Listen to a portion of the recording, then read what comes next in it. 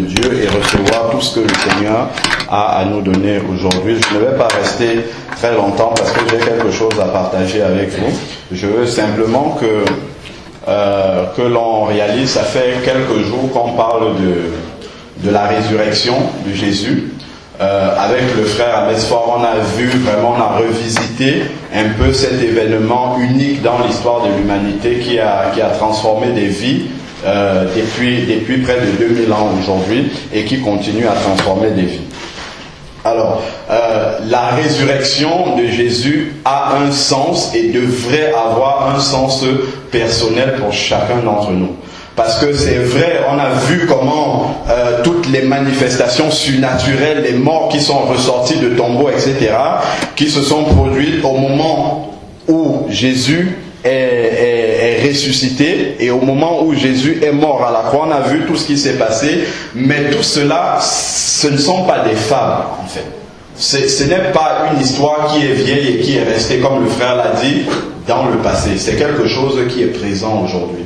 Ce qui doit vraiment retenir notre attention par rapport à la résurrection de Jésus, c'est au quotidien dans ma vie, qu'est-ce que ça signifie que Jésus soit ressuscité? Qu'est-ce que cela signifie réellement pour moi au quotidien? C'est bien qu'il soit ressuscité, on rend grâce, on donne toute la gloire au Seigneur pour cette résurrection qui change tout dans l'histoire de l'humanité, mais autant pour moi, voilà. Mais seulement pour toi et pour moi, qu'est-ce que ça signifie? C'est aujourd'hui, en tant que chrétien, on ne doit pas célébrer cet événement comme les autres le célèbrent, en mangeant des œufs de Pâques, en s'habillant correctement pour venir à l'église. C'est une très bonne chose. Il faut le faire. Mais par-dessus tout cela, Jésus veut savoir l'habillement que tu as mis à l'extérieur. Il faut que ça soit à l'intérieur. Il faut que ce qu'on voit à l'extérieur soit le reflet. Il vaudrait mieux que ça soit propre dedans et qu'à l'extérieur qu'on ne voit rien. Parce que ce qui intéresse Jésus, c'est ce qui est dedans. Alors, on a vu également que la résurrection, au moment où Jésus est, on a lu le vendredi, pour ceux qui n'étaient pas là, je crois que c'est dans Matthieu 27, qu'au moment où Jésus était sur la croix, il y a eu un tremblement de terre. La terre a tremblé. Ça montrait l'importance de l'événement qui était en train de se passer. Certes, cela accompagnait la puissance du Fils de Dieu qui était sur la croix et le combat spirituel qui était en train de se passer, mais cela a également encore aujourd'hui une signification propre dans nos vies personnelles. Nous savons que la mort de Jésus à la croix et sa résurrection le 3e jour, qu'est-ce que cela traduit dans la vie quotidienne? Qu'est-ce que ça signifie pour le chrétien? Déjà, je rappelle que nous savons que Jésus, s'il est descendu sur la terre, non seulement c'est pour accomplir la rédemption, le rachat des péchés de l'humanité à la croix, mais en plus c'est pour montrer le chemin du disciple. C'est pour montrer le chemin aux enfants de Dieu. Voici par quel chemin est-ce que vous devez passer. Alors si Jésus est mort à la croix, ça veut dire qu'il y a quelque chose en nous qui doit mourir aussi. Il y a quelque chose qui est mort à la croix aussi. Il y a beaucoup de choses même qui sont mortes à la croix pour nous. Et ça doit avoir une grande signification. Je vais juste lire rapidement un court passage. C'est dans Jean 12, du verset 24 au verset 25. Je vais aller assez rapidement. En vérité, je vous le dis, si le grain de blé ne tombe et ne meurt, il reste seul, mais s'il meurt, il porte beaucoup de fruits. Il faudrait que le grain de blé tombe en terre et qu'il meure pour porter du fruit. Alors, juste le verset suivant, celui qui aime sa vie, regardez l'enchaînement entre les deux versets. Il parle du grain de blé qui doit tomber en terre et mourir, et ensuite il enchaîne en disant celui qui aime sa vie la perd, et celui qui a de la haine pour sa vie dans ce monde la conservera pour la vie éternelle. Donc ici, non seulement il annonce sa propre mort, mais ça a une signification pour nous, puisque là, quand il parle de celui qui a la vie éternelle, ici, il s'adresse à nous les disciples. Cela signifie que, concrètement, pour porter les fruits pour le Seigneur, il faudrait qu'on meure d'abord. Il faudrait que la mort de Jésus à la croix signifie notre propre mort. Dans un passage, je pense dans Colossiens et Éphésiens, il dit que nous sommes morts avec Jésus et que nous sommes ressuscités à une nouvelle vie. C'est cela que signifie la résurrection. Certes, la résurrection nous garantit que lorsque nous serons morts, nous allons ressusciter avec Jésus au dernier jour. Mais en attendant que le dernier jour n'arrive, il y a déjà une première résurrection qui nous concerne directement aujourd'hui. C'est de mourir à notre ancienne vie et de ressusciter à une nouvelle vie. C'est ce que cela signifie. Mourir, ça ne veut pas dire que quand on voit un mort, il ne bouge plus. Il n'y a rien qui bouge en lui, il n'y a plus de vie. Ça veut dire que l'ancienne vie doit être inanimée comme ça, comme le vent. C'est-à-dire tout ce qui concerne mon passé doit être mort et rester dans la tombe. C'est ce que cela signifie. Quand quelqu'un est mort, il ne bouge, il n'y a pas un doigt qui bouge. C'est ce que la mort déjà de Jésus à la croix signifie pour moi quotidiennement. Et ensuite, se relever à une nouvelle vie. Le tremblement de terre qui se produit lorsque Jésus doit mourir à la croix, qu'est-ce que cela signifie pour moi? Ça signifie que dans ta vie, il doit avoir un tremblement de terre, un chaos dans ta vie. Je parle de l'ancienne vie, pas de la nouvelle. Jésus doit venir mettre un chaos dans ta vie par un tremblement de terre pour que l'ancienne vie s'effondre et qu'une nouvelle vie puisse jaillir. Et ce n'est que lorsque la véritable nouvelle vie va jaillir en toi que tu pourras porter des fruits pour le Seigneur. Que tu pourras faire quelque chose qui ait du sens pour ta vie. Amen. Dernièrement, je partageais avec le frère Jean-Baptiste et il me disait, Jésus dit, je crois c'est dans Jean 14, du verset 2 au verset 3, je vais vous préparer des demeures dans le ciel. Quand je vous aurai préparé une place, je reviendrai vous chercher. Mais seulement, Jésus souhaite que nous lui envoyions du matériel pour construire la maison. Nous, on attend qu'il construise tout. On ne lui envoie pas les sacs de ciment. On ne lui envoie pas le béton. On n'envoie rien pour qu'il construise la maison. Avec quoi il va construire cette maison-là? J'écoutais encore un prédicateur dire ceci, que j'ai trouvé très intéressant. Il disait que, déjà je vais raconter l'histoire qui a fait en sorte qu'il parle comme ça, c'est Samuel Azakosian. Il disait en fait qu'il y a un missionnaire qui devait aller, je pense en Afrique, pour apporter la parole de Dieu. Seulement il n'avait pas de moyens et il avait besoin aussi de soutien dans la prière. Alors il a pensé à une dame qui était une vieille dame qui était dans son église. Il a pensé à cette dame-là, il est allé voir la dame en question. Il lui dit, il faudrait que tu intercèdes pour moi parce que je vais aller apporter la parole de Dieu dans une contrée lointaine. Il faudrait que tu intercèdes pour moi. La dame âgée lui dit, pas de problème, je vais prier pour toi. Ensuite, il n'avait pas de moyens, il faut payer un billet d'avion, il faut arriver là-bas, et ainsi de suite. Il y a un homme d'affaires qu'il connaissait également. Il va voir l'homme d'affaires, il lui dit, il faudrait que tu m'aides financièrement pour que j'aille faire la campagne. Allez, l'homme d'affaires dit, pas de problème, je te donne tout ce dont tu as besoin pour aller. Il est allé, il a fait la campagne, c'était une grande réussite. Le Seigneur s'est manifesté puissamment. Il y a eu des guérisons, des conversions, ainsi de suite. Et donc, il revient. Et lorsqu'il est revenu de cette mission, il est en train de dormir. Et le Seigneur lui donne un songe. Un songe dans lequel il se voit avec une couronne sur la tête. Il y avait 100 personnes qui s'étaient converties à la convention. Sur sa couronne, il voit des étoiles. Il voit 50 étoiles sur sa couronne. Il s'énerve dans le rêve. Il dit, mais comment ça? Il y a 100 personnes qui se sont converties. Mais sur ma couronne, je ne vois pas 100 étoiles, je vois juste 50. Seigneur, ce n'est pas juste. Il commence à s'énerver. Seigneur, ce n'est pas juste.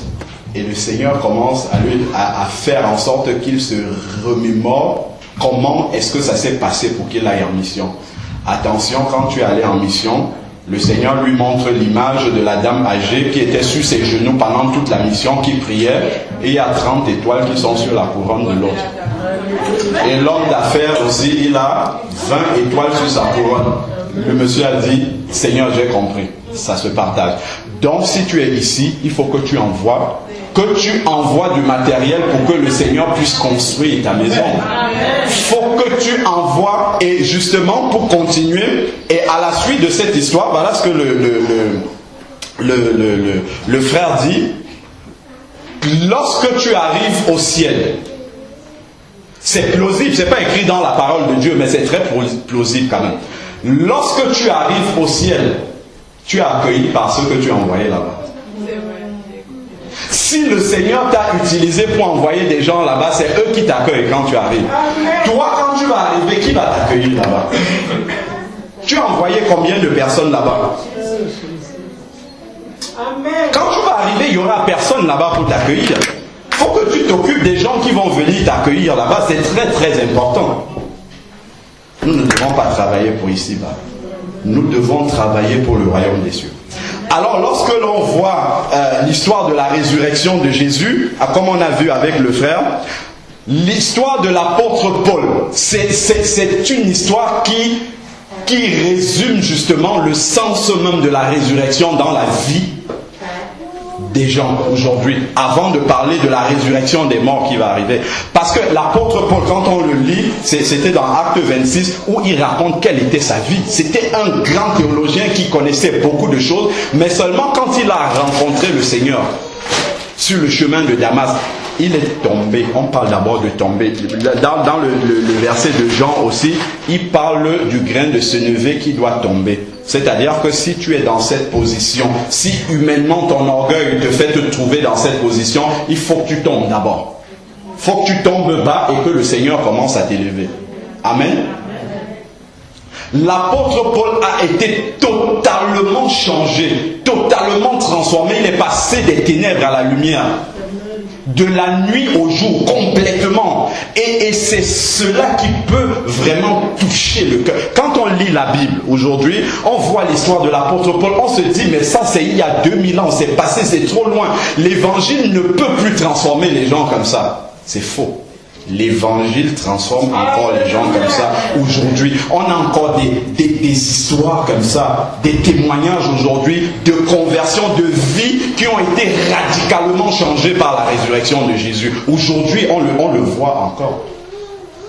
Avec l'histoire de l'apôtre Paul, on voit que dès le 3e jour, Paul prêchait déjà l'évangile aux gens. Ça veut dire que Jésus est capable de te confier de grandes responsabilités en fonction de comment est-ce que tu t'es converti. Dès le début, il peut te donner ces responsabilités-là. Et il faut qu'on le croie et qu'on laisse Jésus faire ce travail-là en nous. Il ne faut pas que l'on reste simplement cloisonné dans nos églises, en gardant la puissance de Dieu avec nous ici, alors que c'est dehors que les gens en ont besoin.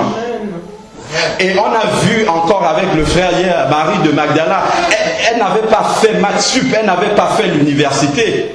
Tu vas donner ce que tu as déjà aux autres. Et quand tu donnes ça aux autres, Dieu multiplie et tu continues à donner. Tu en auras toujours pour donner aux autres. Pour envoyer les gens dans le ciel, il ne faut pas raconter, il ne faut pas connaître toute la Bible. Tu dis simplement ce que Dieu a fait pour toi aux autres. Et ça peut toucher, ça peut changer les vies. Alors je voulais partager avec vous une petite vidéo parce que c'est bien de prêcher la parole de Dieu, mais c'est mieux encore de voir... Oui, d'accord. De voir que la parole de Dieu peut encore transformer les gens aujourd'hui. C'est l'histoire qui va d'ailleurs nous parler, parce que ça se passe en France. C'est l'histoire d'un jeune qui est né dans les banlieues, qui a grandi dans les banlieues, qui a été un braqueur, qui a braqué des banques, qui a agressé des gens, qui a été dans la plus grande délinquance.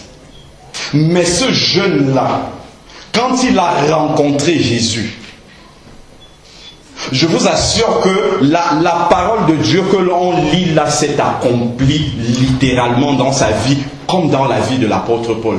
De braqueur, il est passé à prédicateur en quelques années, même pas un an. Et qu'est-ce qui s'est passé dans sa vie?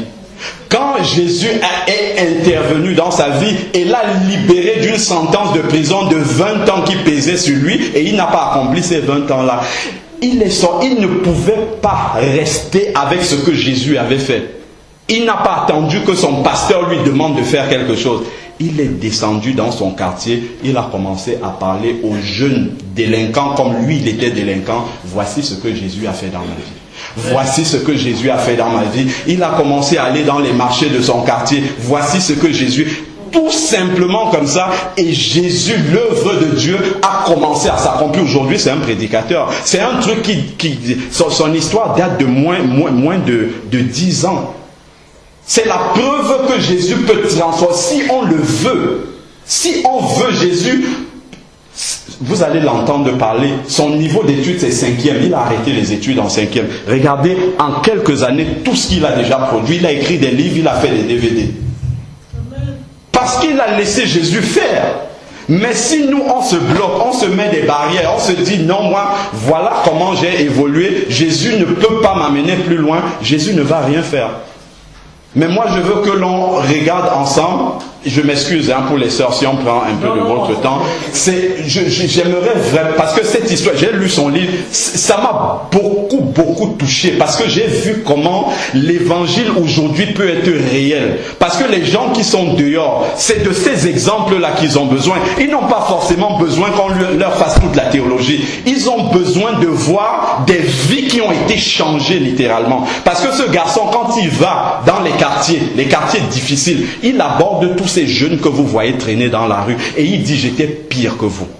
J'étais pire que vous. Mais regardez, Jésus m'a montré un chemin pour sortir de là. Et ça touche les gens. Et j'aimerais que nous aussi, qu'on puisse réfléchir. Non seulement on va glorifier Dieu de ce qu'il a fait dans la vie de ce jeune homme, mais c'est aussi de voir qu'est-ce que ça signifie pour moi. Ça signifie que c'est possible. Ça signifie que cela est possible. Il se déplace, là on va voir son témoignage où il était en Martinique pour dire simplement ce que Dieu a fait pour lui. Il ne va pas raconter de grands espoirs, il dit simplement ce que... Et ça touche les gens. Amen. Amen. Hans, s'il te plaît.